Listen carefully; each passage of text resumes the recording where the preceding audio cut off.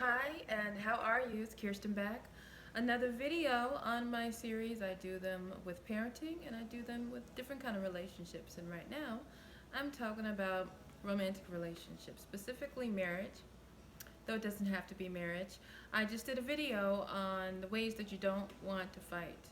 This is a follow-up video on healthy arguing because it is okay to argue.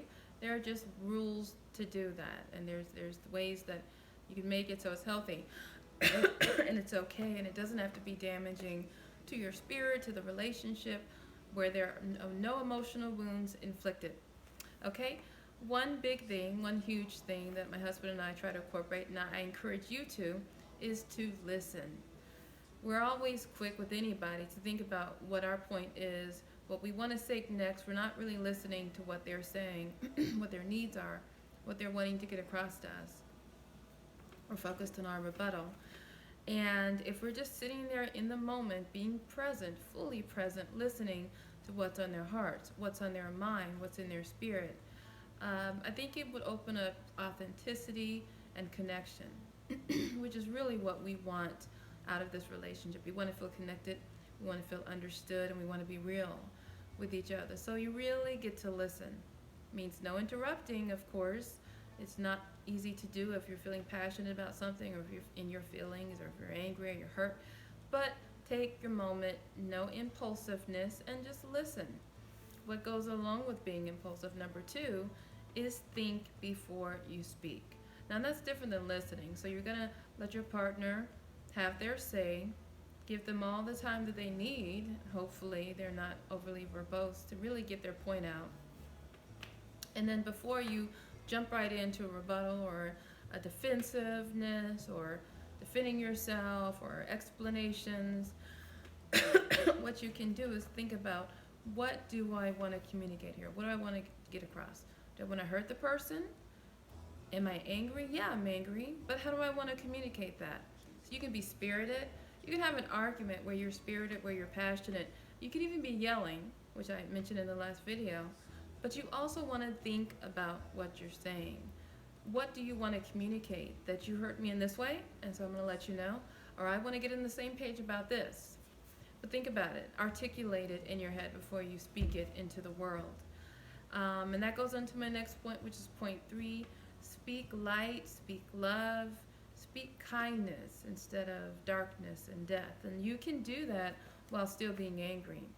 You can let the person know, I'm disappointed in us and you and me and in everything. I wish that you had done this differently. I'd like to see this out of you. I'm not seeing this enough. I'm seeing this too much.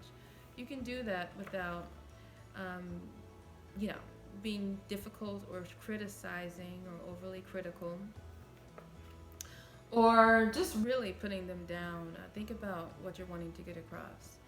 And so always speak with love and think about how you want to be spoken to. So one thing I know of people, and a lot of people who speak a lot of death and darkness, speak that to themselves. You may not know it, you're not knowing it because they're not telling you. You can't hear their thoughts, of course. But most of these people probably are speaking a lot of hateful stuff to themselves, to their own spirit, to their own hearts, in their own minds, all this internal dialogue, a lot of negativity. They don't really feel that good about themselves. So they're spewing that onto other people. They're projecting like crazy to people around them. If you know people that are overly critical, they're probably, no surprise, overly critical with themselves. So if you're in an argument and you're just hearing a lot of darkness and negativity and criticism from your partner, then this is something I do with my partner, and to take a moment and be like, you know what, are these things that you could be saying to yourself? Or, you know, I don't want you to be thinking any of this towards you, because I feel like there's a lot of that going on. There is a way to articulate it to your partner to kind of maybe pause the momentum of where it could be going in a negative way. If you think about, could they be saying this to yourself? So if you can't really communicate in a way that they're not going to get defensive and think that you're making it their fault, just think about that in a loving way, that they're saying a lot of stuff about themselves too that they don't feel good about. And so let me just kind of be kind and patient with them in this moment, and because they're not happy with themselves either. This is not everybody, but that's a lot of people who are overly critical and kind of seek out the negative. They're doing that with themselves. That they have a hard time getting over their own issues, and that's a thing having to do with perfectionism as well. A lot of these people are probably perfectionists. Another thing, and this may be the most powerful, is remember always, always that you're on the same team. That you have chosen each other on this crazy journey called life to be partners in this life, to create a legacy together, to start a family, to whatever that you're going to do, travel the world together and make goals and make things happen in this world. But you've chosen to do that with this person. And essentially, you're choosing them every day by staying with them. Hopefully, staying committed with no other baggage or other people in the picture. But if you're committed to that person, you're choosing them every day, and there's a reason you're choosing them, right?